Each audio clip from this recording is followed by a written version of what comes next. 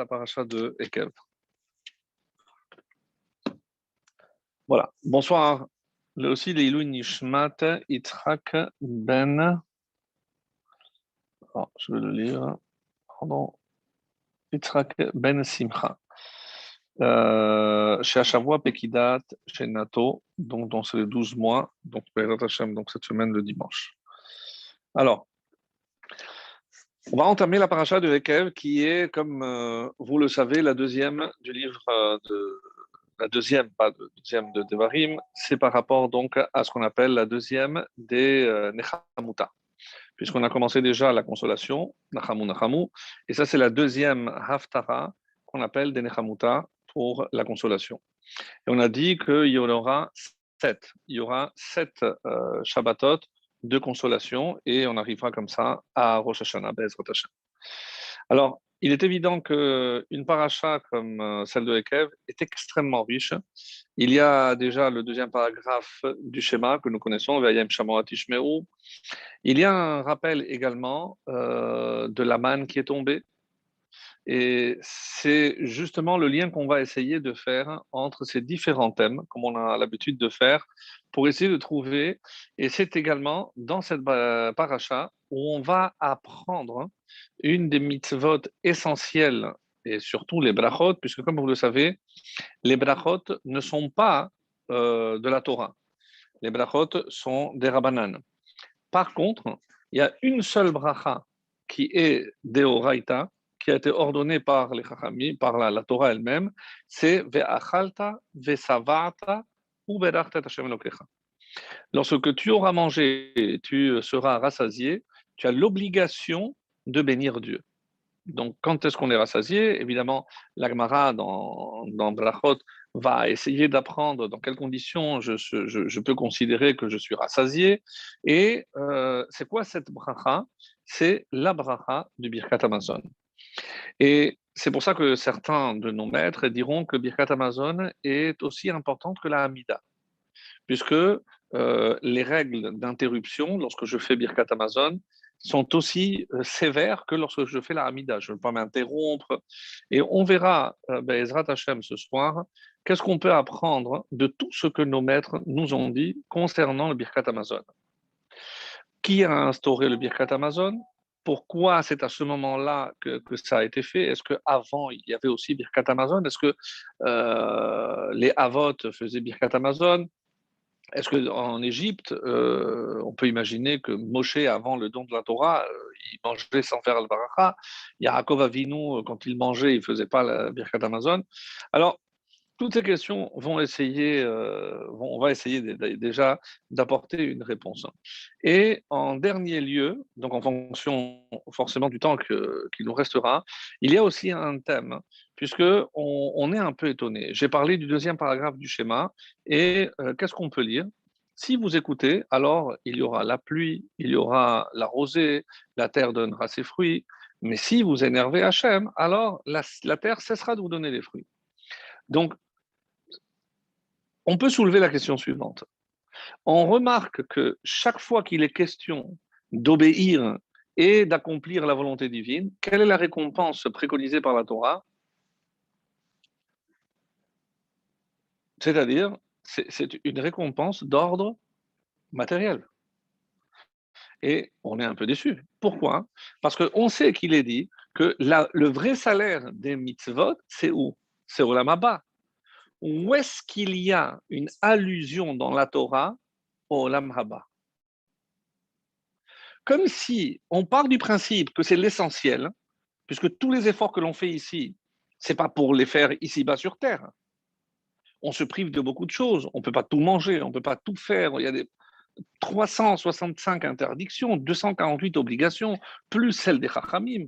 Et tout ça pourquoi? Parce que je sais que il y a un monde à venir. Alors, est-ce qu'on le fait vraiment en attendant cette récompense?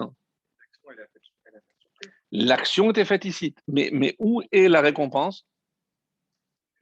Là-haut. Là-haut. Non. Toi, tu fais allusion à ce que Pirkei Avot te dit. C'est quoi le sachar du mitzvah? Une autre mitzvah.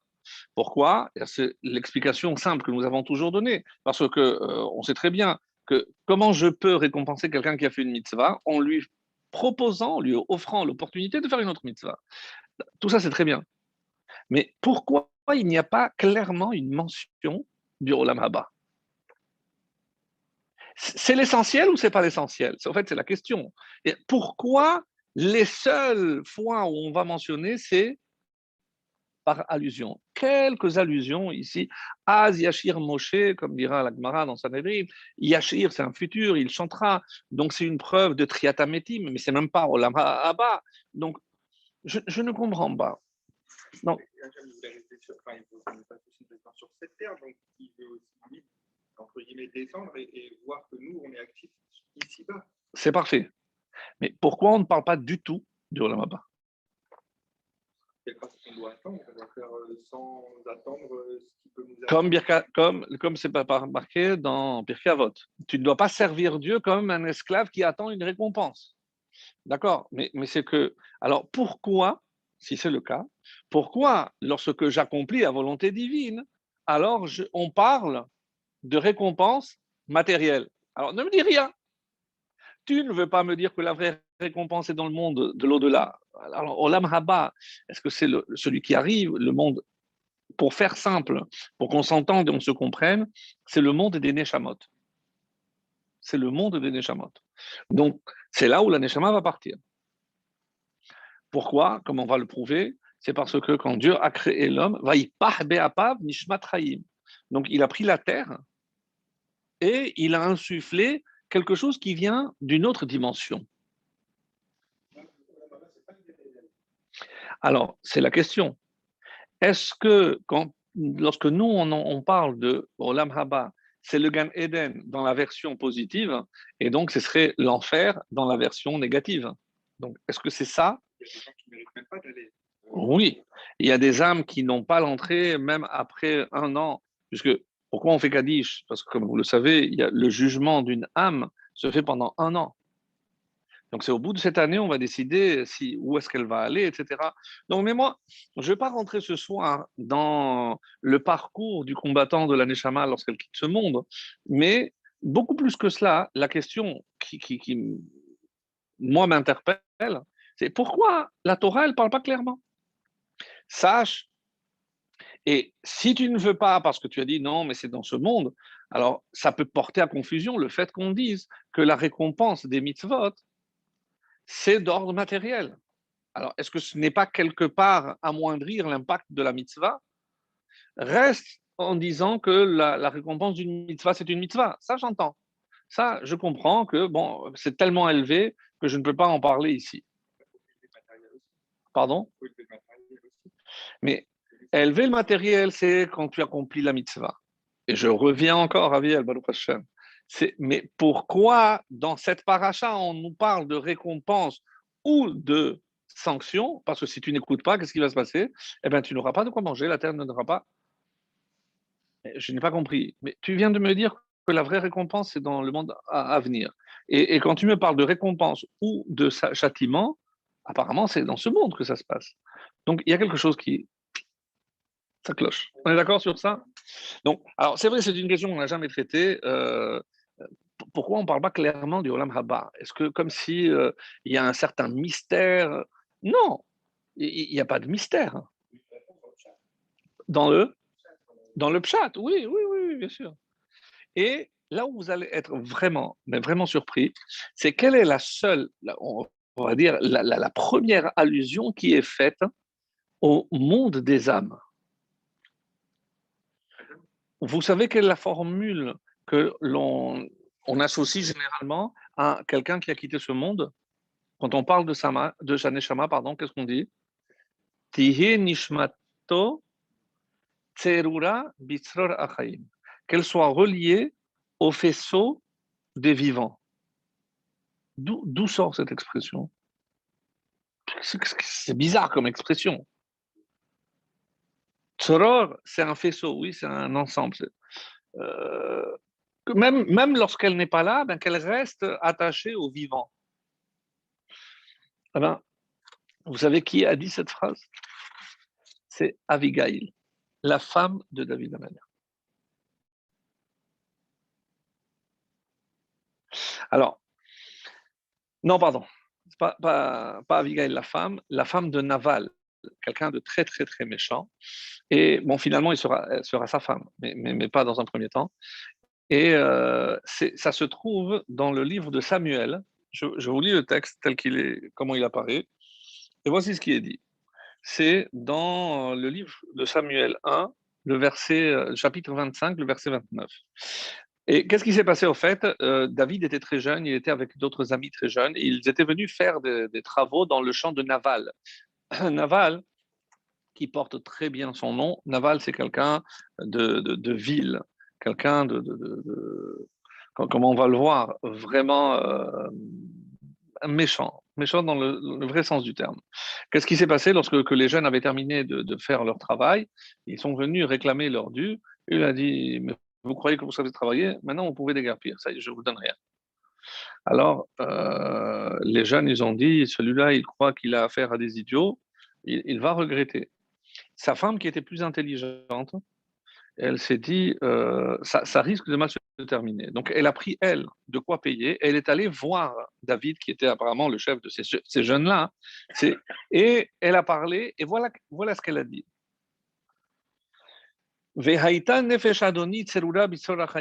Elle parle à David en le traitant de Adoni, mon Seigneur.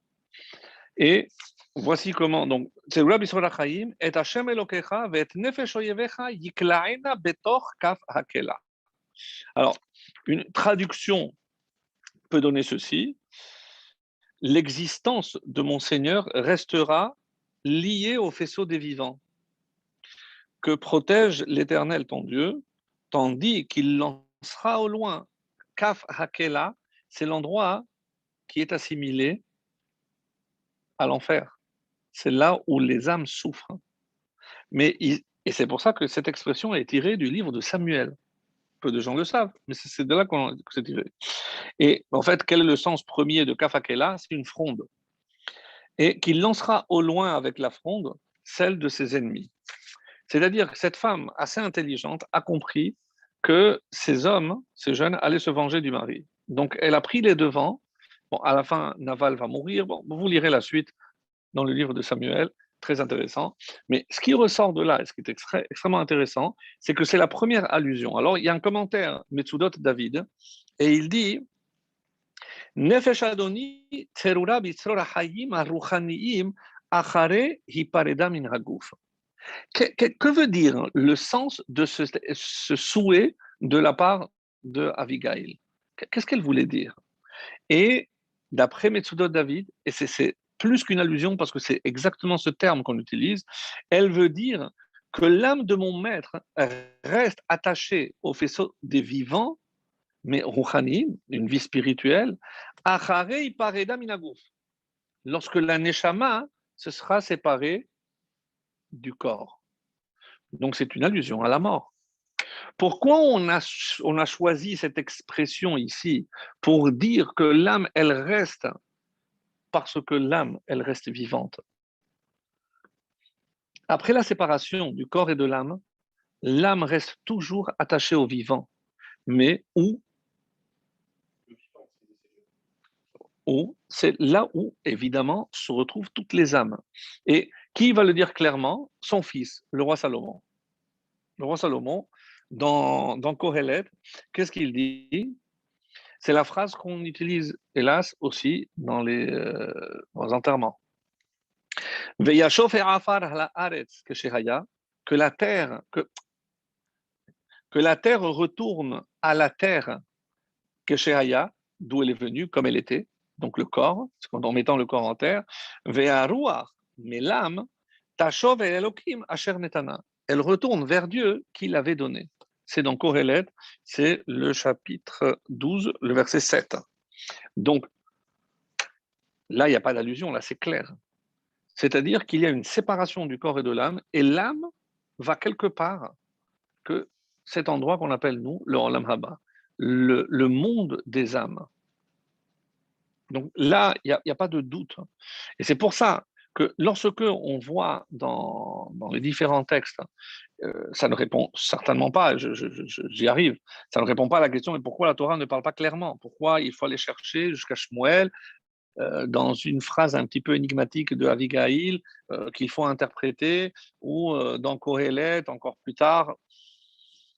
Bon, ça, est-ce que ça relève de la Emouna? Est-ce qu'il faut croire dans le Olam Haba, d'après vous? Est-ce que ça fait partie des articles de foi, par exemple? Non. Non. Non. Qu'est-ce qui fait partie des articles de foi de Maïmonide? La récompense pour les justes et le châtiment pour les méchants. Triatametim, la résurrection des morts. Ah, mais pourquoi? Parce que c'est une évidence. Je n'ai pas besoin de croire en quelque chose que je n'ai pas encore vu. Mais là, je vois, c'est quelque chose qui saute aux yeux. Parce que, comment c'est marqué, ce que je disais, c'est dans Bereshit, lorsque Dieu a créé l'homme, il a pris la terre pour créer l'homme. Mais l'âme, c'est Hachem qui l'a insufflé. Donc, c'est clairement dit qu'il y a deux parties. La terre, le corps, et l'âme qui vient de Dieu. Et comme conclut le roi Salomon dans Kohelet, c'est pour ça qu'après, chaque partie retourne de là où elle est venue. Le corps est venu de la terre, il retourne à la terre. L'âme vient de Dieu, il retourne vers Dieu. C'est clair ou pas? Il n'y a pas de question. Donc, ceci pour nous dire que, effectivement, encore une fois, oui, bravo. Et alors? Là, on parle d'un monde à part entière, comme le monde qu'on vit aujourd'hui. On parle de Dieu. Il y a un souci, on dit pas que c'est pas maintenant dans le monde que Dieu a créé. On ne parle pas de cet intermédiaire. Toi, tu dis que la Neshama vient directement d'Hachem, comme c'est marqué, Chelek Elokam Imad, donc c'est une partie divine, ça c'est clair. On ne peut pas faire de raccourci en se disant, à travers ça, l'âme, elle vient, le corps vient à la terre et l'âme, elle vient à Dieu. Et là, on dit que l'âme, elle vient dans le monde, elle monte dans le monde des âmes, pas à Dieu. Oui, donc dans le monde spirituel. Oui. Puisque d'où viennent les âmes? C'est ça la question. Ta question, en fait, d'où viennent les âmes? Les âmes, c'est le souffle de Dieu. Donc, que tu assimiles le Olam Haba, le monde des âmes, au règne, c'est pour ça que certains diront que c'est le Kiseh HaKavod. Lorsqu'on souhaite que quelqu'un s'élève le plus proche de Dieu après son départ, on dit qu'il soit le plus proche du Kiseh HaKavod, du trône céleste. Donc, c'est à proximité de Dieu, c'est clair. Le problème que nous avons, c'est que nous, on ne peut pas définir qu'est-ce que c'est à proximité de Dieu, puisque Dieu s'étend dans le monde entier, dans l'univers entier. Donc, je ne peux pas le définir ou le circonscrire dans un endroit précis et dire, comme la Gemara affirme, quand est-ce que le Mashiach viendra? Lorsque toutes les âmes descendront d'un endroit qui s'appelle Gouf.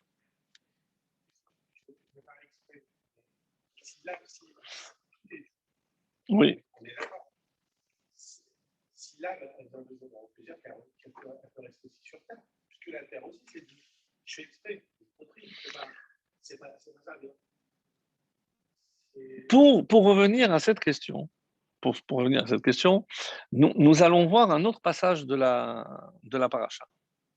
Alors, je n'ai pas prévu, si tu as un sido, parce que voilà, si tu as un sido, je veux bien. Et il y a un passage dans n'importe quel. Il y en a ici? Ah oui, ils sont là, pardon. Je ne l'ai pas vu. Donc, dans la paracha, vers la fin de la première montée, voilà ce qui est dit.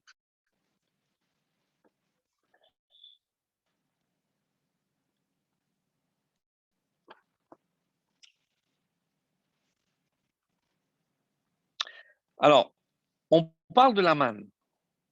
Et voilà ce qu'il est dit, donc vers la fin. Dieu t'a conduit à Sholech Hashem Zerbaim Shana pendant 40 ans, et on va revenir sur ce chiffre 40. Parce que dans la paracha, on rappelle que Moshe est resté 40 jours et 40 nuits, donc le chiffre 40 revient, et c'est la première fois qu'on dit Lechem lo achalti ou mayim lo shatiti. C'est une curieuse expression. Du pain, je n'en ai pas mangé, et de l'eau, je n'ai pas bu. Dis-moi tout simplement, j'ai pas mangé, j'ai pas bu. Ça suffit. J'ai ni mangé ni bu. Donc, pourquoi j'ai besoin de dire que j'ai pas mangé de pain et j'ai pas bu de l'eau? Ça aussi, c'est une expression assez étonnante. Alors, et qu'est-ce qu'il a fait Hachem? Les man anotra pour te mortifier, pour te faire souffrir. Les nasotecha pour te mettre à l'épreuve. La darat et Hachel bilavecha. Parce que Dieu voulait savoir ce qu'il y avait dans ton cœur. Hatishmor mitzvotav imlo. Est-ce que tu vas, oui, observer ses commandements ou pas? Alors, qu'est-ce qu'il a fait pour ça? Vayanecha, encore une fois, vayarivecha. Donc, il t'a mortifié, il t'a affamé. Il t'a littéralement affamé. Vayachilcha et aman. Et il t'a fait manger la manne. C'est curieux, parce que quand on parle de la manne, c'est lié comme si Dieu t'avait affamé, et après, il t'a donné la manne. Asher yadata, une nourriture que tu ne connaissais pas. Velo yadu navotecha. Et aucun de tes pères ne connaissait cette nourriture. Pourquoi? Les manodiacha, pour te faire savoir qu'il a la lechem levado adam. Parce que l'homme ne mange pas que le pain. Il ne peut pas vivre que en mangeant le pain. Pourquoi? Qui a kol motza pi Hashem yichye adam. C'est tout ce qui sort de la bouche de Dieu que l'homme vivra. C'est incompréhensible. Ça veut dire tout ce qui sort de la bouche de Dieu. Et là, il y a un Arizal magnifique qui explique. Oui, Javier. C'est matériellement spirituel. Évidemment. Tu peux pas faire que de pain. Évidemment.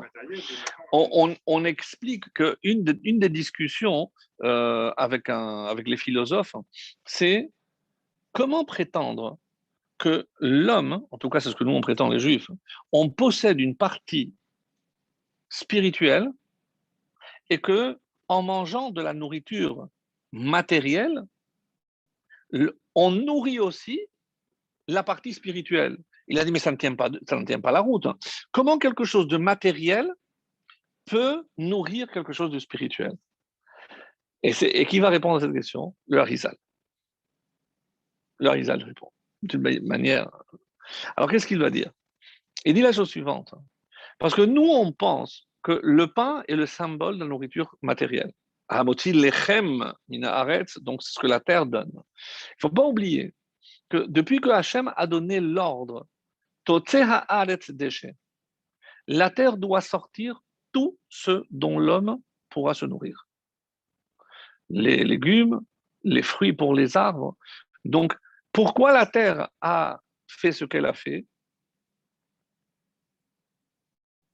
Parce que c'est Dieu qui a donné l'ordre. Donc, grâce à l'ordre de Dieu, la terre donne la nourriture à l'homme. Autrement dit, quand moi je vais prendre une tomate, je prends la tomate, je vois l'aspect extérieur de la tomate. Mais pourquoi la tomate est arrivée là? Pas parce que l'agriculteur en a voulu ainsi, mais parce que il y a à l'intérieur de cette tomate une partie de la parole divine. Ah. Alors, quand je fais la bracha avant et après, attention. Et on va voir parce que nous, on pense que la bracha d'avant est plus importante, on oublie souvent celle d'après. Mais regardez le Birkat Amazon, qui est la plus importante de toutes les brachot qu'on peut faire, elle est après, elle n'est pas avant. Hamoti lechem min haaretz et netilat yadayim, c'est des chachamim. Mais Birkat Amazon, c'est de la Torah. On voit le parallèle. Donc, il ne faut pas oublier, il faut remettre les choses à leur place. Donc, qu'est-ce qu'on veut dire ici? C'est que quand je mange, il y a dans tout ce que Dieu a créé sur terre une parcelle, ce qu'on appelle en hébreu une étincelle divine, qui est due à quoi? À la parole de la création. Donc, du coup, lorsque moi je mange maintenant, comment je peux extraire la partie spirituelle qui va nourrir directement ma partie spirituelle, c'est-à-dire la neshama, par la bracha, par la bracha. Quelqu'un qui mange sans faire une bracha, c'est quelqu'un qui nourrit que le matériel avec le matériel, comme les non-juifs ou comme les animaux. Et, mais comprendre, ça c'est le Rizal, c'est un Rizal magnifique, mais comprendre que, et ça c'est la réponse qu'on peut donner à ces philosophes qui disent, mais comment on peut nourrir le spirituel avec le matériel? T'as pas compris? On nourrit pas le spirituel avec le matériel. On nourrit le spirituel avec le spirituel qui est dans le matériel. Parce qu'il n'existe pas de matériel sur Terre qui ne possède pas de spirituel. Léolam, Devarcha nitzav bashamayim. Léolam, pour toujours, ta parole, ce qu'on va dire d'ailleurs à Rosh Hashanah, Devarcha, ta parole, nitzav, elle se trouve bashamayim. Si cette parole cessait d'exister, le monde cesserait d'exister. Donc, ce n'est pas les 6 jours de la création que Dieu a parlé et c'est fini et il y a comme les. Non, c'est que sans cette parole qui continue, on l'a vu la semaine dernière, le Yassaf, les paroles au Sinaï, c'est un son qui ne s'est jamais arrêté. Ça n'a jamais retrouvé un obstacle. C'est pour ça qu'on dit qu'il n'y avait pas d'écho. Ça veut dire quoi? Ça veut dire que ça traverse tout jusqu'à nos jours. Ça traverse l'espace et le temps. C'est ça ce que ça veut dire. Donc, maintenant, je comprends que la bracha contient en elle une force incroyable et c'est par rapport à ce qui est écrit ici, qui dit Al-Kol Mota Pi Hashem, tout ce qui sort de la bouche de Dieu. Mais qu'est-ce qui sort de la bouche de Dieu? C'est la parole créatrice. C'est la parole créatrice. Donc, grâce à cette parole créatrice, c'est comme ça que je nourris ma neshama. Qu'est-ce qu'on va penser de ces goyim qui remercient également le repas, certains goyim, chez les cathos, qui remercient le repas alors, apporté par Dieu, merci. Ça c'est un signe de reconnaissance. Un signe de remerciement. C'est-à-dire qu'ils sont conscients que ce qu'ils mangent, ils le doivent, c'est pas par rapport à l'aliment lui-même, mais le fait que j'ai de quoi m'alimenter, je le dois à un créateur. Mais d'où ça vient? De chez nous. Il y a quand même quelques restes, aussi bien dans le christianisme et à plus forte raison dans l'islam, mais parce que tout trouve sa source dans le judaïsme. Eux-mêmes le disent, c'est pas moi qui suis en train d'inventer, ils disent que le tronc central, c'est le judaïsme. Après, il y a les branches, les ramifications. Mais il est évident qu'il suffit de lire un texte comme ça, on ne peut pas comprendre autrement. Alors, comment on comprenait avant que le Harizal l'explique de cette manière aussi profonde? Je ne sais pas. Mais il est évident qu'il y a dans chaque aliment quelque chose qui transcende le matériel. Et c'est quoi? C'est la parole divine. C'est la parole divine. Maintenant, quand on va voir maintenant sur le Birkat Amazon, parce que je voudrais aussi arriver au Birkat Amazon. Alors, le Birkat Amazon est composé, on en avait parlé, de 3 brachot essentiels. Alors, j'ai le texte ici de la Gemara dans Memchet 48b. Voici ce qui est dit. Moshe tiken l'Israël Birkat Hazan. Qui a fait la première bracha, Hazan Takol? C'est Moshe. Quand? Besha'a sheyarad lahem man. Au moment où la manne est descendue. Et là, si vous me permettez, moi, personnellement, j'ai des questions. Mais ça veut dire que Hazan est Olam Kulo, celui qui nourrit tout le monde. Si c'est sur la manne, ça ne concerne pas le monde. Ça ne concerne que le peuple juif. Et pourquoi on a attendu la manne? Et avant, Abraham, il ne faisait pas Birkat Amazon? Mais c'est comme les tefilines. On les a mis la première fois dans le désert. Mais parce qu'on a reçu l'ordre. Mais ici, on n'a pas reçu l'ordre. Là, c'est Moshe qui est tiken la première bracha du Birkat Amazon. Mais si on dit que les Avot, ils faisaient même les règles des Chachamim, à plus forte raison, Birkat Amazon, qui est de Horaïta. Mais si c'est Moshe qui établit cette bracha, comment ils l'ont fait eux avant? Par intuition, par... Non. La réponse est simple. Ils avaient une autre formule. Mais puisqu'on a parlé d'Abraham, il y a un détail extrêmement intéressant. Qui, d'après nos sources, est le premier qui a fait le Birkat Amazon, qui a remercié Hachem pour la nourriture? Abraham. Comment on le sait? Chaque fois qu'il recevait des invités, il terminait le repas et il dit maintenant on va remercier le Créateur. Et lorsqu'il s'apprêtait à sortir sa petite statuette, je dis oh, papa, où tu vas? Je dis non, non, tu te trompes. Il y a un seul Créateur. Et il parlait de Dieu. Donc, tous les convertis qu'il a fait, c'est grâce à quoi? Grâce à Amazon. Elle est pas énorme. C'est génial. Nous, on n'a jamais pensé de cette façon-là. Nous, on se dit, est allé prêcher la bonne parole, un créateur gentil, de bonté, Non, c'est précisément en remerciant sur la nourriture qu'il a rapproché les gens du créateur par du matériel. Exceptionnel. Alors, la question qu'on pourrait poser, mais comment ça se fait que nous, on fait Birkat Amazon? Bon, ça n'augmente pas notre crainte de Dieu, notre Yirat Shammai. Premier conseil, et c'est ce que la halakha conseille, c'est Birkat Amazon, on doit le lire, même si on le connaît par cœur. Il y a comme ça une histoire de quelqu'un qui est allé voir le Rav Shach et il lui a dit tu veux t'enrichir? Oui, bien sûr, qui ne veut pas s'enrichir? Birkat Hashem, hitit Hashem. La bracha de Dieu, c'est elle qui donne riche. Et il y a certains qui commandent Birkat Hashem. Mais la bracha que je fais pour Hashem, c'est quoi cette bracha? C'est Birkat Amazon. Parce que c'est la seule bracha de Raïta. Fais Birkat Amazon, tu seras riche. Alors il lui dit, mais mon conseil, c'est que tu prends toujours un livre, ne fais jamais par cœur. Bon, très bien.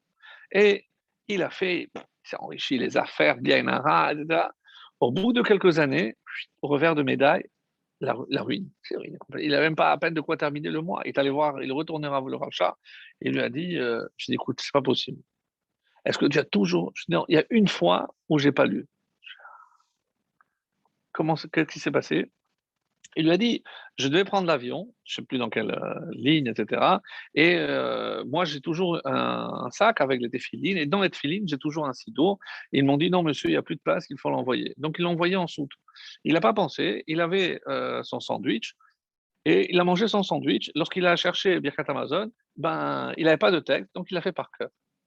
Elle a dit, mais il ne fallait pas manger le pain. Je me rave, quand j'ai mangé le pain, je pensais que j'avais avec moi le sido. Alors, qu'est-ce qu'il lui a dit? Il m'a dit, mais tu as dit que tu connaissais par cœur. Il dit, oui. Alors, il fallait le lire. Non, grave. Mais je n'avais pas compris. Je connaissais par cœur, je l'ai fait par cœur. Je dis, non, c'est toi qui n'as pas compris. Si tu connaissais par cœur, il fallait le lire. Je lui ai dit, tu ne pouvais pas demander une feuille et un stylo. Baruch ata Hashem Elokeinu melech haolam. Tu écris tout et tu relis. Et il lui a dit, pourquoi? D'où on apprend ça? Il y a un rave qui s'appelait le Rav Chaim Roizer. Donc, c'est un énorme. On dit qu'il c'était un tel génie. Depuis que la Torah a été donnée, on n'a jamais connu un génie de cette envergure. Il était capable d'écrire avec les deux mains, bon, ça, on va dire, bon, il y a des gens ambidextres, non, des choses différentes. C'est-à-dire, une main écrivait une chose et l'autre écrivait autre chose. C'est du surhumain. C'est du surhumain. Et pour nous donner une. Et c'est ce que le Rav Shach qui lui raconte cette histoire. Et il lui dit sache qu'une fois, ils avaient dans la communauté où il était Rav, c'est lui qui avait le livre avec tous les dons, les promesses de dons. Ils avaient aussi un Gmar, donc ce qu'ils avaient prêté, ce que les gens avaient rendu, ce qu'ils devaient encore rendre, etc. Mais sur je ne sais combien de mois. Et une fois que le Rav a déménagé, donc on a perdu le livre. Le livre s'est perdu dans les cartons. Ils sont venus voir le Rav, dépités. Je dis, Rav, on est vraiment dans l'embarras, puisque on ne sait plus qui doit, etc. Il dit, ah, mais vous rappelez pas? Non, non, bon, vous avez un livre vide? Oui, Rav. Ils lui ont apporté un livre, 8 mois de dons. Tac, tac, tout, tout, tout, tout, tout. Il a fermé, voilà, vous pouvez tout. Quelques mois après, ils ont retrouvé le livre. Alors, évidemment, la curiosité, qu'est-ce qu'elle fait? On va comparer, pas au chiffre près, à la ligne près et dans l'ordre précis où c'était rangé, écrit dans un livre. Il a fait, alors qu'il avait eu une seule fois, il a vu, il a dit, mais brave, vous racontez l'histoire d'un ange. Qu'est-ce que ça a à voir? On lui a posé la question, mais comment il est arrivé à ce niveau-là? Vous savez ce qu'il a répondu? Je n'ai jamais lu Birkat Amazon autrement que dans un livre. Tellement qu'une fois, il était descendu dans la soukha, il n'avait pas le Birkat Amazon, il est remonté, âgé comme il était, chercher un livre pour faire Birkat Amazon. C'est lire, parce que dans les textes, on dit que chaque mot a son importance. C'est incroyable, vraiment incroyable. Alors, pour revenir à Moshe Rabbeinu, alors, comment comprendre qu'il a attendu la manne pour faire cette bracha, alors que lui, il est mal placé? Pourquoi? Parce que lui, il était capable de rester 40 jours sans manger de pain. Et sur quoi il va établir, lui, la bracha? Sur ce pain céleste, sur la manne. Alors que lui, il pouvait s'en passer. Il y a une très belle explication qui dit. Au moment où Hachem s'est révélé à Moshe Rabbeinu, il lui a dit Shal ne'alecha me'al raglecha. Ôte tes chaussures. Qu'est-ce que c'est les chaussures? Oui, c'est le contact avec ce monde. Hachem lui a déjà donné par allusion tout ce à quoi il allait être exposé, qu'il allait devoir se séparer de sa femme, il allait devoir. Et on dit qu'à partir de cet instant-là, lorsque Moshe a accepté cette mission, il est devenu un ange.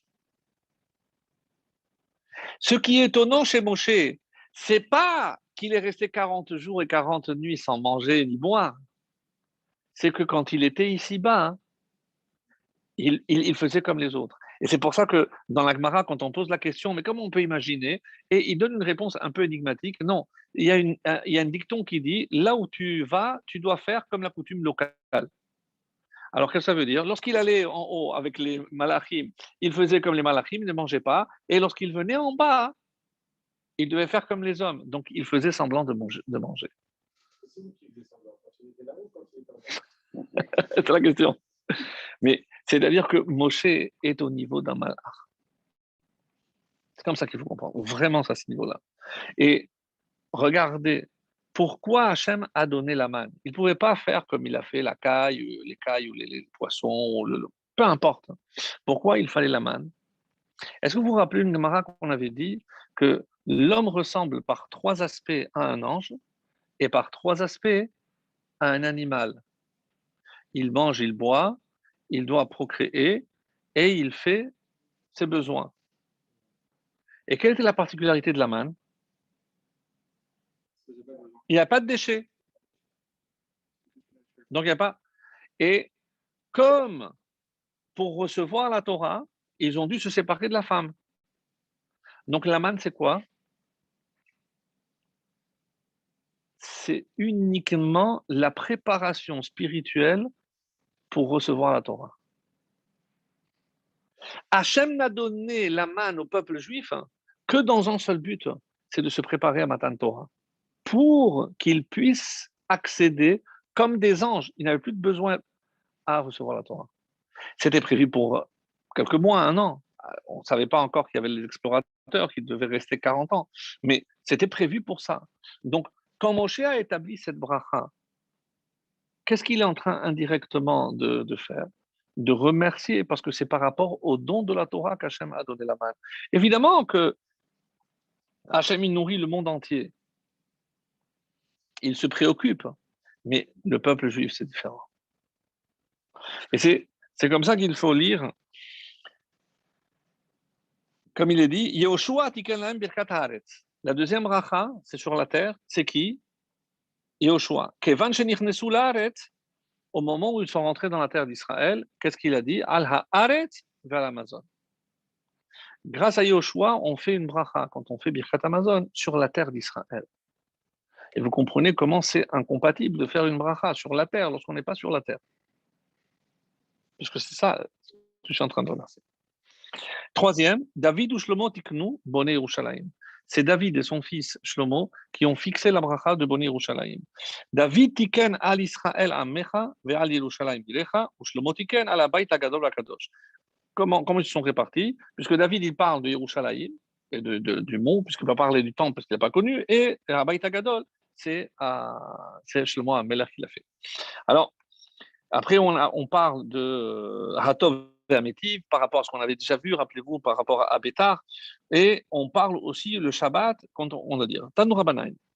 Après, on dit Minayin le Birkat Amazon, Minatora. D'où on sait que Birkat Amazon est une mitzvah de la Torah. Réponse Shneimar, dans notre paracha, qu'est-ce qui a marqué? Ve'achalta ve'savata u'berachta. Zo birkat hazan et Hashem Elokecha. Zo birkat azimun. Al haaret, zo birkat haaret hatova, ze boné Yerushalayim. Donc, parce que qu'est-ce qui a marqué? Comment c'est marqué? Ve'achalta ve'savata u'berachta et Hashem Elokecha al haaret hatova asher natan la. Donc, il y a une allusion dans ce verset aux trois brachot que l'on fait dans le Birkat Amazon. Et après, il apporte des preuves, etc. Donc, par rapport, je vais revenir maintenant au Birkat Amazon. Alors, comment je peux dire que Hazan est Haolam Kulo, que Dieu nourrit le monde entier, alors que si on parle de la manne, c'est uniquement Israël? Et ce qui est étonnant, comme certains posent la question, comment on a fixé une bracha sur quelque chose qui n'est pas des 5 céréales, ni le sel, ni le blé? C'est assez étonnant. C'est assez étonnant. Alors, et pourquoi, une dernière question, il pose, pourquoi on n'a pas établi ça à la sortie d'Égypte, puisqu'on est sorti déjà avec les matzot? Donc on aurait dû déjà imaginer qu'avant, Birkat Amazon. Alors, la réponse est, c'est par rapport à la bracha que l'on dit, quand on ne fait pas Birkat Amazon et qu'on ne fait pas à la Michia, quelle est la bracha pour remercier sur l'ensemble? Boré nefashot rabot vechesronan al kol ma shebarata. Boré nefashot rabot, qui a créé une multitude d'âmes, vechesronan, mais avec des manques. C'est quoi ce manque? C'est quoi ce manque? Dieu a fait en sorte que lorsqu'on a faim, le corps réclame de la nourriture.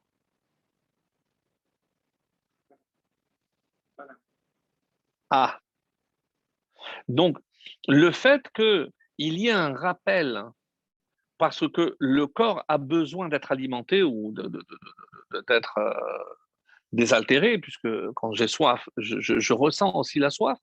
Donc, quand je ressens ce manque, la première chose que je vais faire, c'est essayer d'assouvir ces besoins. Mais,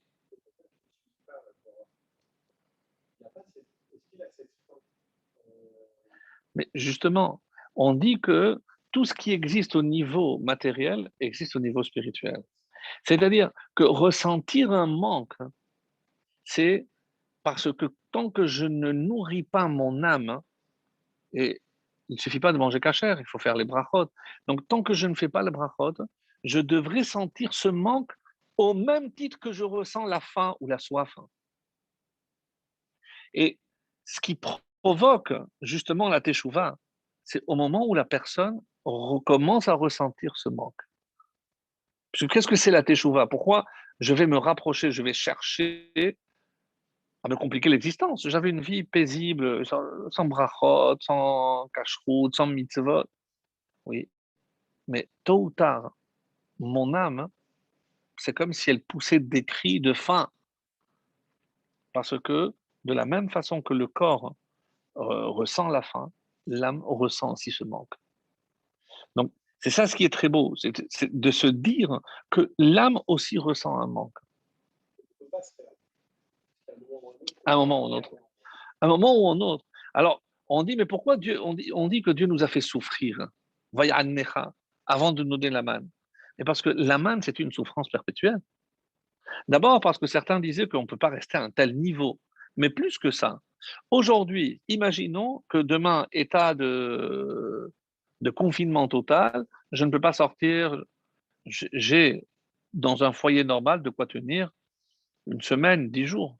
J'ai toujours des trucs dans le congélateur, j'ai des conserves, c'est pas parce que j'attends une guerre ou un confinement, mais parce que l'homme a besoin d'avoir quelque chose.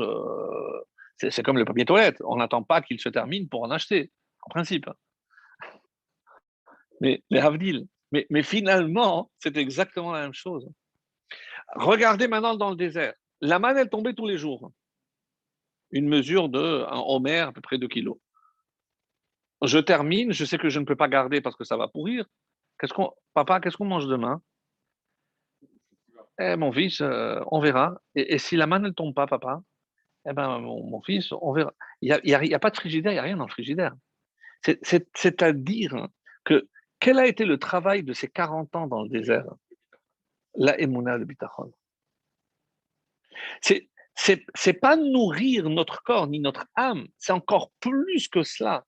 C'est avoir confiance en Dieu. C'est pour ça que lorsqu'on a posé la question, mais comment ça se fait que nous, on fait Birkat Amazon et on n'agrandit pas notre Yirat Hashem, alors qu'on a de quoi remercier parce qu'on ne manque pas. On ne manque pas. Et il y a un passouk qui dit euh, Ve'ata Israël, et maintenant Israël, Ma Hashem Elokecha doresh mimcha. Qu'est-ce qu'Hashem il exige de toi? Ki im le yir'a. La seule chose que Dieu demande, c'est de le craindre. C'est pour ça que c'est la chose la plus difficile à atteindre, la crainte de Dieu. Évidemment, la crainte avec tout ce que ça comporte, pas la peur, la superstition, qu'à Dieu ne plaise, on ne parle pas de ça. La crainte, c'est avoir peur de se voir, ne pas être à la hauteur de ce qu'il attend de nous. Ça, c'est la crainte, la vraie crainte.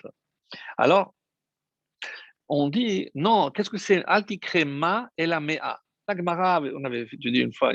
Donc, ne dis pas qu'est-ce que Hachem ma, mais dis mea, 100. Ce n'est pas une question, c'est une réponse. Ce que Dieu attend de toi, c'est 100. Et qu'est-ce qu'il y a 100 par jour? Des brachot. Il y a 100 brachot. Après, on a expliqué qu'à l'époque de David Ameller, il y a 100 qui mouraient par jour, il a rétabli.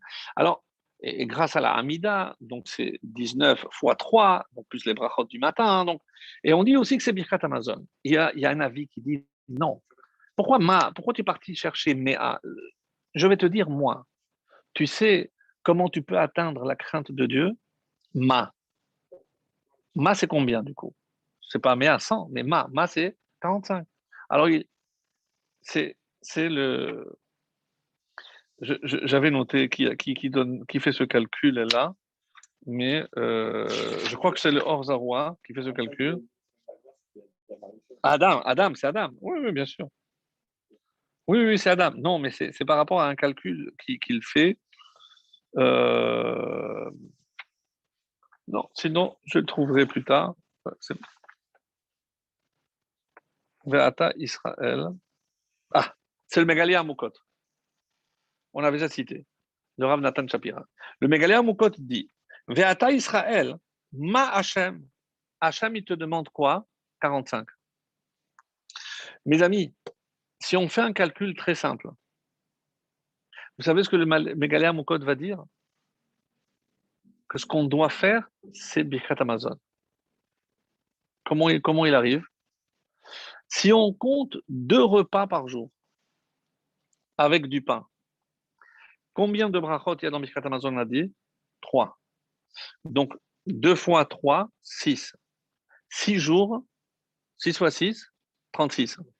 Mais combien de Seudot il y a le Shabbat? 3. Donc 3 fois 3, 9. 9 et 36, 45. Le Mégaléa Moukot nous dit comment je peux atteindre la crainte de Dieu, c'est en mangeant du pain et en faisant Birkat Amazon. J'arriverai à 45 et ça, c'est le propre de l'homme. Ça, c'est Adam. C'est incroyable. Incroyable, c'est vraiment fascinant. Alors, comme ça qu'il dit, c'est par rapport au Shabbat. Et si on faisait attention à la nourriture, hein, parce qu'il y a marqué Hazan et Taolam Kulo Bechen Bechesed. Bechesed, la bonté. Mais qu'est-ce que c'est Chen? Avec la grâce. Ça veut dire où se trouve la grâce? Pourquoi il y a des poivrons de couleurs différentes? Pourquoi il y a des fruits avec des saveurs différentes? Il aurait pu se contenter comme pour la manne. Bravo. Exactement. On aurait pu. Bravo. C'est-à-dire parce qu'on sait qu'on mange avec les yeux. Pourquoi la présentation est tellement importante? Parce que, rappelez-vous, ça on avait parlé de ça. C'est Bechen, Hachem, il a fait avec vraiment de la grâce. Il a fait en sorte que la nourriture, elle soit aussi belle à la présentation. C'est pas juste manger. Donc, couleur, saveur, ça, c'est un plus qu'Hachem il a fait. Et sur ça aussi, on remercie. Ça, c'est ce qu'il veut dire ici. Alors, il y a maintenant ce qu'on peut dire sur les ségoulottes. C'est quoi la ségoula de faire Birkat Amazon? Comme j'ai dit, c'est faire Birkat Amazon concentré dans le texte. C'est extrêmement important. Extrêmement important. Alors, le Chida nous dit que je vous livre quelques ségoulottes que j'ai piochées parce que j'ai vu ça comme ça en passant. La ségoula de faire Birkat Amazon en se concentrant, c'est pour la Parnassa, comme l'histoire que j'ai racontée. Donc, si on veut une Parnassa, parce qu'il y a marqué Birkat Hashem, Hitit Asher, donc Tit Asher, on a bien compris que c'est pas être riche avec des zéros, c'est ne pas manquer de ce qu'on n'a pas. Ça, c'est la richesse. Le Rav Falaji, bien connu, parce que c'est un kabbaliste, hein, et il dit qu'il faudrait aussi prononcer de manière à ce que je m'entende. Mieux encore que la Hamida, où à peine je suis sûr, mais là, il faudrait entendre les mots. Et qu'est-ce que ça apporte? La zikna et la sevatova. C'est la longévité et la, le- la vieillesse. Je vivrai longtemps si je fais Birkat Amazon. Le Maharsha nous dit que c'est mashpia birchotav, que c'est une façon d'annuler tous les accusateurs que nous avons. Parce que chaque fois que je mange, pourquoi on avait dit, rappelle-toi, on avait dit, pourquoi je fais le zimoun et pourquoi vous savez, la coutume de cacher le couteau. Donc, il y a plusieurs avis. Est-ce que le Shabbat, j'ai pas besoin parce qu'il n'y a pas d'accusateur le Shabbat et que, parce que le fer raccourcit la vie de l'homme. C'est une arme. L'autre histoire celui qui est arrivé à Boni Yerushalayim lorsqu'il a senti la peine d'avoir perdu le temple. Donc, on dit qu'il s'est tué. Donc, on cache le couteau, il y en a qui l'enlèvent. En tout cas, nous, le Shabbat et Yom Tov, on n'a pas parce qu'il n'y a pas de shlita de Mekatrigim. Il n'y a pas d'accusation. Et comme dit le Maor Vashemesh, et en tirant Uberach et lachmecha vahasiroti machala bekirbecha. Donc, qu'est-ce qu'il va faire Hachem? Uberach et lachmecha. Nous, on dit Dieu va bénir ton pain. Non, Uberach, toi, bénis sur le pain. Et qu'est-ce qu'Hachem il fera? Vahasiroti machala bekirbecha. Et tu n'auras pas de maladie. C'est une ségoula pour être en bonne santé. Faire Birkat Amazon. C'est incroyable. La liste, oui, en prononçant et sur un texte. Sur un texte. Et il y en a qui vont même plus loin à partir des textes c'est que, vu qu'il y a marqué à la fin de Ashrev Shevetecha, Unoten lechem lechol basar. Noten lechem lechol basar. Alors, il dit là-bas, qu'est-ce que ça veut dire lechol basar? Basar, c'est la chair. Et il dit comme ça, celui qui fait Birkat Amazon et qu'il entend les mots qu'il prononce, donc son corps sera préservé et il ne deviendra pas, lui, le pain des vers dans la terre. Parce que comme toi, tu t'es toujours nourri et tu as toujours remercié Hachem, Donc, toi, tu ne serviras pas de nourriture à d'autres insectes. Et ton corps ne pourrira pas. Incroyable. C'est incroyable. Des choses vraiment incroyables. Ça, c'est. Et c'est pas tout. Hein. Il a dit encore plein de choses. Et il dit comme ça, le Chizkoun, il dit pourquoi marqué Vachalta Vesavata ou Verachta et. Normalement, le mot et vient rajouter toujours quelque chose. Et il dit quelque chose de très beau. Et, les rabot, Birkat Baal Habayit. De là, on apprend qu'il faut toujours remercier son hôte, celui qui nous invite. Et lorsqu'on voit dans la Gemara quelle est la formule qu'on utilise, puisqu'il faut donc qu'il ait toujours sa parnassa à côté de chez lui, qu'il ne se dérange pas, qu'il garde sa descendance. En fait, toutes ces brachot, c'est grâce au Birkat Amazon. Et c'est pour ça qu'on a inclus, c'est pour tout ce qu'on souhaite, c'est grâce au Birkat Amazon. C'est pour ça qu'on a inclus ici. Et le Rokeach dit, voilà, c'est ce que je voulais dire. Il y a une anomalie assez étonnante dans le Birkat Amazon. C'est que si je prends le Birkat Amazon de la Torah, c'est-à-dire les 3 premières brachot, on nous dit qu'il y a une lettre qui n'apparaît pas. Chez les Ashkenazim, même jusqu'à la fin, il n'y a pas. Nous, les Sfaradim, on dit Refuat ha-nefesh ou Refuat ha-gouf. Mais ça ne fait pas partie des 3 de la Torah. Et c'est quelle lettre qu'il n'y a pas? C'est le P final. Si je regarde tout le début du Birkat Amazon, il n'y a pas le P final. Toutes les autres apparaissent, sauf le P final. Et le Roker a fait une étude, donc il a dit pourquoi cette lettre n'apparaît pas. Et il cite là-bas, parce que cette lettre fait partie de ce qu'on appelle les anges nuisibles, de tous les anges qui viennent faire du mal aux hommes. Et il donne là-bas une liste: Af, la colère, Ketef, Negef, un virus, le terme virus, c'est Negef. C'est ce qu'on appelle Malaché Chabala. C'est des émissaires que Dieu envoie pour faire du mal aux hommes. Virus, Negef. Rechef. Donc, il y a plusieurs mots. Et quelle est la particularité de tous ces mékatrégim, de tous ces accusateurs? Il appelle Malaché Chabala. Chabala, c'est nuisible. C'est que tout se termine par la lettre P. Et c'est comme ça qu'il dit. Alors, et pourquoi alors dans le Birkat Amazon? Parce que grâce au Birkat Amazon, pourquoi il n'y a pas cette lettre finale? Pour nous faire comprendre que tant que je fais Birkat Amazon comme il se doit, ils n'ont pas d'emprise sur moi. Il n'y a pas d'accusation, il n'y a personne qui peut nous faire du mal. C'est ahurissant, sincèrement, tout ce que l'on apprend du Birkat Amazon, c'est ce que j'ai découvert, c'est impressionnant. Ça nous, vraiment, si je n'ai pas de sidour avec moi, il faut toujours que j'ai un Birkat Amazon sur moi pour le lire. Ouais, c'est impressionnant. Alors, et puisque c'est bientôt l'heure, je voudrais revenir sur quelque chose dont on a parlé tout à l'heure. C'est. Oui, oui.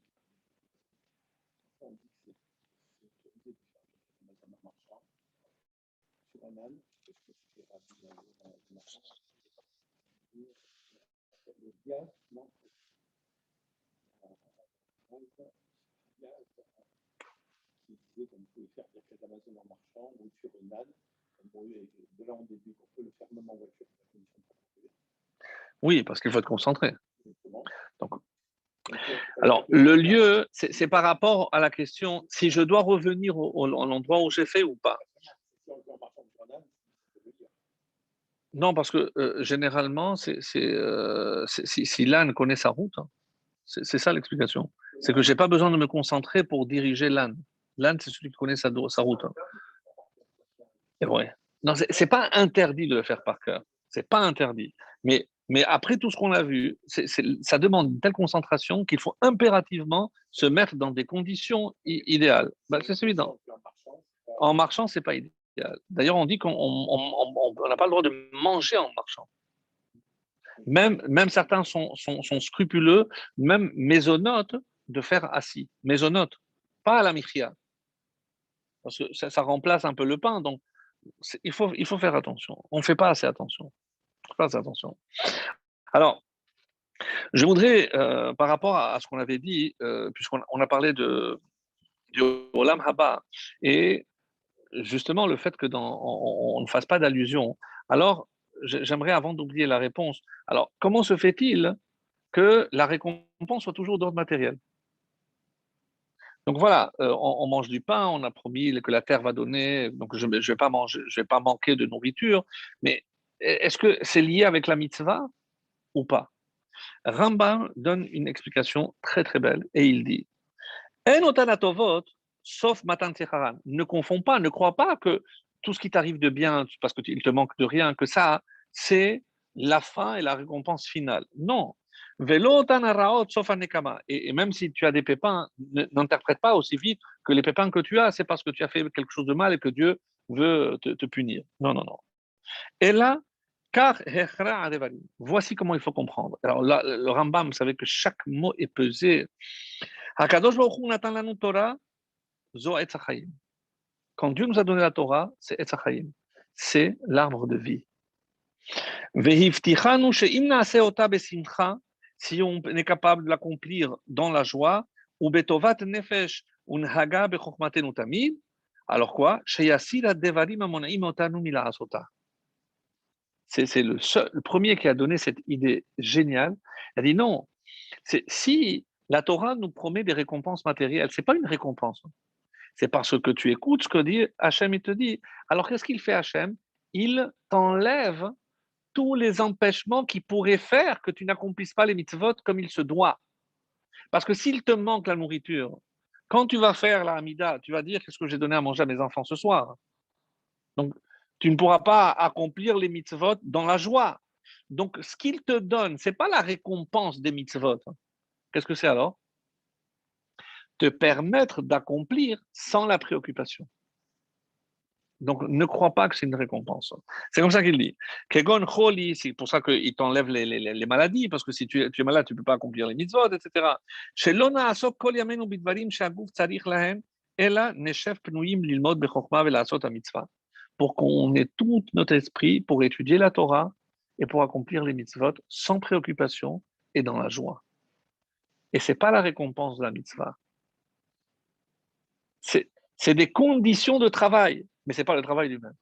Donc, il optimise tes conditions de travail, mais pour que tu puisses accomplir les mitzvot comme il se doit. C'est une idée géniale. Ça, c'est du Rambam. C'est tellement, tellement beau, c'est ça que je dis. Et il y a une autre façon de voir, c'est le Ramban. Il y a marqué Ul Ovdo bechol levavchem ufon nafshechem. Et il dit que quoi? Et la rak al maase rov ha'am. Donc, il faut voir que il y a le singulier et le pluriel. Et il dit comme ça. Parasha Rishona Bilshon Yachid. Au début, quand je regarde Ve'ahavta, donc tout le premier paragraphe du schéma, c'est au singulier. Et quand j'attaque le deuxième paragraphe, ben, c'est au pluriel. Alors il dit pourquoi? Ki Hashem lo ya'aseh hanissim tamid. Attention, Dieu ne va pas continuer à faire des miracles. La tête metara haaretz bechol aet yoru malkosh ul harbot gama aeseh basade. Non, non, non, non. Et la rak al maaseh rov ha'am. De quoi ça va dépendre? De la majorité. C'est-à-dire, c'est, par exemple, si toi tu accomplis les mitzvot, je t'ai pas dit que toi, ta terre à toi va te donner les fruits. Non. Le premier paragraphe, toi tu dois écouter ce qu'Hachem te demande. Tu dois aimer Dieu.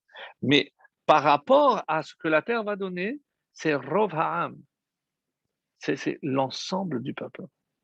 C'est lorsque la majorité du peuple, c'est-à-dire Rov Ha'am, Avala Yachid, mais celui qui est l'individu, Hu Bizchuto Yachid Vehu Be'ono Yamut.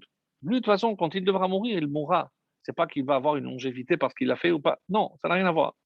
והנה אמר כי בעשותם כל המצוות מאהבה שלמה יעשה עמהם את כל הניסים האלה לטובה בעובדם ובעובדם עבודה זרה יעשה עמהם אות לרעה. Donc c'est ce que Hachem veut lui faire comprendre, c'est que c'est par rapport à l'ensemble. Il y a l'individu, il y a le collectif. Le deuxième paragraphe du schéma, c'est la collectivité. C'est sentir que je suis aussi responsable des autres. Que les mitzvot que je fais, ce n'est pas uniquement pour moi. Et que si Hachem envoie la bracha, la terre, la pluie, même si moi je suis une goutte dans cette pluie, mais j'ai participé aussi pour le bien des autres. C'est extrêmement important. C'est important. Dans la paracha de la semaine dernière, avec Moshe qui était la tête d'Israël et que tout le peuple qui était tout le corps, qui savait qui avait mal à quel endroit. Etc. Ou alors, donc, il y avait quelqu'un qui est allé voir le rabbi de Kotsk, il me semble, et il lui avait dit, si tu veux t'enrichir, je te ferai une bracha que pour que tu t'enrichisses. Mais n'oublie jamais de donner le maaser. Il travaillait, ce qu'il avait, fin du mois, maaser. Les affaires ont commencé à prospérer. Et il a commencé à donner chaque fois le maaser augmenté, augmenté, augmenté. Après, il a nommé quelqu'un pour prélever le maaser. Évidemment, lorsqu'il a vu que c'était des sommes astronomiques, il a commencé à faire du plus ou moins, etc. Les affaires périclites, et il va voir le Rav. Il lui a dit Hachem a changé de banquier. Pardon? Il a dit oui, mais tu n'as pas compris que quand Hachem t'envoie à toi, c'est pour que toi tu distribues à ses pauvres à lui. Mais si tu ne fais pas ce rôle-là, alors pourquoi je vais te donner en plus? Alors je t'enlève, je donne à quelqu'un qui te distribuera. Donc, c'est cette notion de collectivité ici qui est très importante. C'est pourquoi il y a des riches.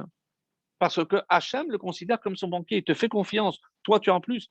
Tant que tu donnes le maaser, il ne te manquera rien de toi. Pourquoi? Parce que tu t'occupes de mes pauvres. Et c'est ça ce que la Gemara dit, faire la volonté de Dieu, du ciel, c'est s'occuper de ses pauvres. C'est comme ça que c'est dit. C'est nécessiteux à Hachem. Parce que ce serait injuste que parce que toi, tu ne fais pas ce que tu as à faire, que eux vont souffrir.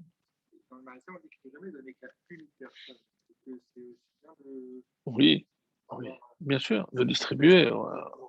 C'est toujours donner. Aussi, et on peut mettre en demeure Hachem. Oui, on peut le tester. On peut le tester. On peut le tester.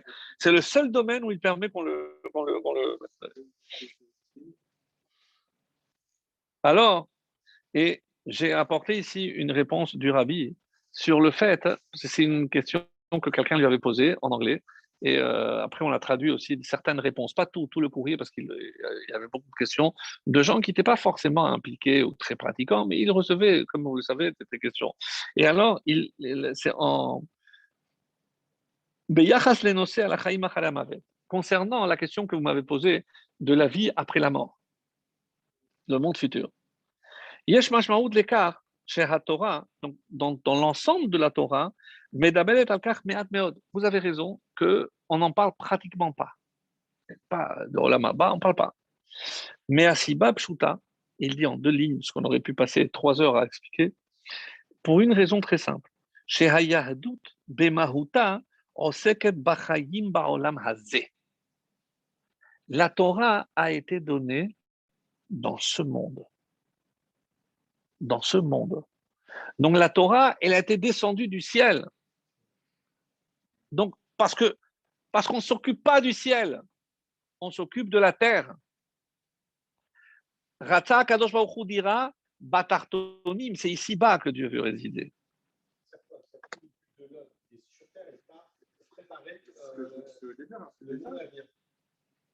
Rien.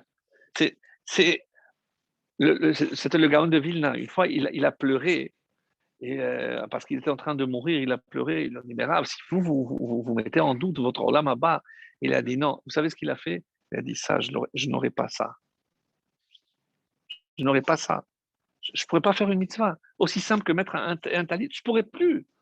Donc, il souffrait à l'idée de ne pas pouvoir faire les mitzvahs dans l'Olam Haba. Parce que dans l'Olam Haba, il n'y a pas de mitzvah. Incroyable. C'est incroyable. Exactement. Alors, c'est pour ça qu'il dit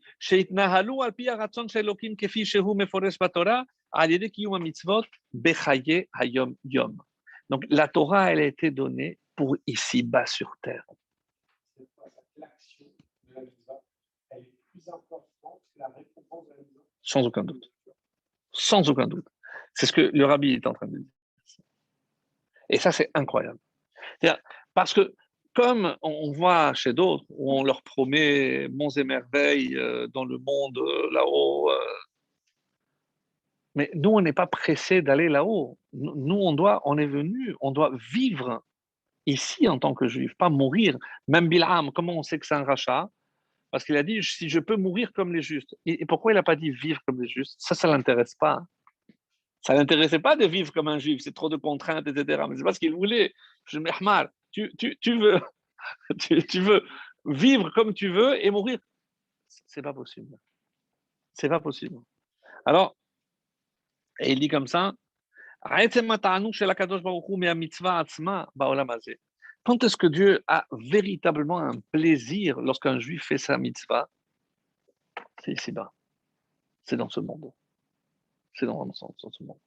Voilà. Et je voulais terminer, puisque c'est l'heure, avec une autre notion que j'avais apportée pour la conclusion, qui dit que Moshe, finalement, si on fait le compte, comme il va le dire dans cette paracha, puisqu'il est question aussi du pain qu'il n'a pas mangé, et à combien de reprises il est resté sans manger du pain et de boire de l'eau?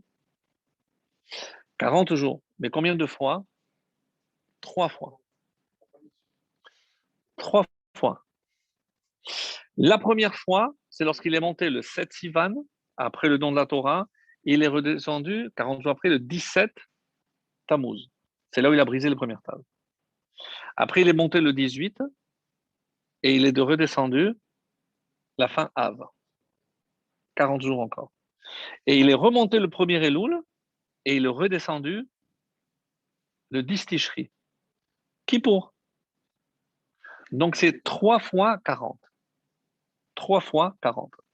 Alors, on dit que pourquoi et combien de temps il a vécu, Moshe? 120. 120 ans. 120 ans. Et ce qui est très intéressant, c'est que, est-ce que vous savez combien d'heures il y a dans 40 jours? Vous pouvez faire le calcul. Donc, on l'a déjà fait. C'est 960. Dans un mikvé, il y a 40 CA. Si je transforme en log, c'est une autre mesure, ça donne 960 login. Comme les 40 jours en heure, la CA en login. Et qu'est-ce que ça nous apprend? C'est Abrabanel qui pose la question. Pourquoi le chiffre de 40? Et la première réponse, c'est quoi? Où est-ce qu'on connaît le chiffre 40 aussi? La première fois qu'on parle de 40 dans la Torah, c'est par rapport au déluge. Il a plu 40 jours et 40 nuits. Donc, ce chiffre 40, attention, c'est quoi généralement? La première fois, la chose la plus importante qui a lieu en 40, c'est par exemple lorsque quelqu'un transgressait un interdit de la Torah, on était censé lui donner combien? 40 coups. On n'arrivait pas à 40, mais 40 coups. Pourquoi? Et là, il y a une Gemara qui dit pourquoi 40 coups? D'où on a sorti ce chiffre. C'est parce que il a transgressé la Torah qui a été donnée en 40 jours. Parce que Moshe est monté 40 jours. Et il y a une autre réponse aussi très belle, c'est parce que finalement, il a fauté, il a péché par rapport à sa personne. Et combien de jours pour que le fœtus voit le jour? 40 jours. 40 jours, c'est la transformation, c'est la vie. C'est pour ça que comme le mikvé représente la vie, on a pris cette mesure de 40. 3 fois 40. Et où est-ce qu'on retrouve cette notion de 40?